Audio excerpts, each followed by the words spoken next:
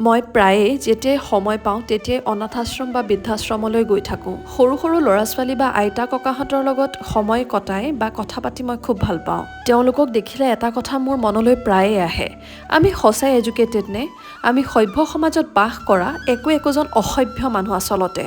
ল'ৰা ছোৱালী কিমান অভদ্ৰ হ'লে নিজৰ মাক দেউতাকক জীৱনৰ বিয়লি বেলাত ৰাস্তাত ষ্টেচনত পেলাই থৈ যাব পাৰে, আৰু মাক দেউতাক কিমান অসভ্য হ'লে নিজৰ জন্ম দিয়া সন্তানক এৰি দিব পাৰে।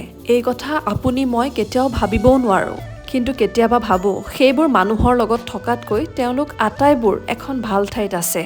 আজি এই ছ' cold standard aristocrat highly qualified মানুহবোৰ নোহোৱা হয় কিজানি আজি বৃদ্ধাশ্ৰম বা অনাথাশ্ৰমৰ দৰে ঠাই নহ'লে হয়, আৰু তেতিয়া এওঁলোকৰ নিচিনা মানুহৰ বিলাই নোহোৱা হ'ল হয়।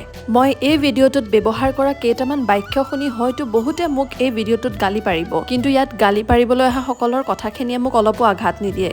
যেতিয়া আমিবোৰ এনেকুৱা ঠাইলৈ যাওঁ বুকুখন ডাঠ কৰি যাওঁ, কাৰণ এওঁলোকৰ মুখবোৰ দেখিলে মনবোৰ একেবাৰে সেমেকি পৰে।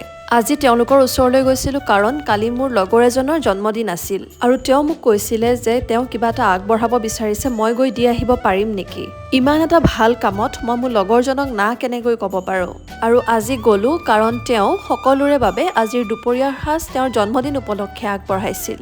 তাৰ পিছতেই কালামদা মানে এই বৃদ্ধাশ্ৰমখন পৰিচালনা কৰা গৰাকীয়ে মোক বৃদ্ধাশ্ৰমৰ চাৰিওদিশ এবাৰ দেখুৱালে, আৰু চাওকচোন ইমান ধুনীয়াকৈ তেওঁলোকে ৰাখিছে বৃদ্ধাশ্ৰমখন। চাৰিওফালে সেউজীয়াৰে ভৰা, তেওঁলোকৰ পৰিৱেশটো ইমানেই চাফা।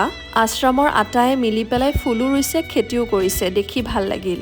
শেষত কালামদাৰ লগত কিছুমান কথা আলোচনা কৰিলোঁ, তাৰপিছতে মই ঘৰলৈ বুলি উভতিলোঁ, আৰু তেওঁলোকেও ধুনীয়াকৈ দুপৰীয়াৰ সাঁজ গ্ৰহণ কৰিলে। ভিডিঅ'টোত ব্যৱহাৰ কৰা কিছুমান শব্দ মই কিছুমান লোকক উদ্দেশ্যিহে কৈছোঁ। আজিৰ ভিডিঅ'ত ইমানেই, লগ পাম মোৰ অন্য এটি ভিডিঅ'ত।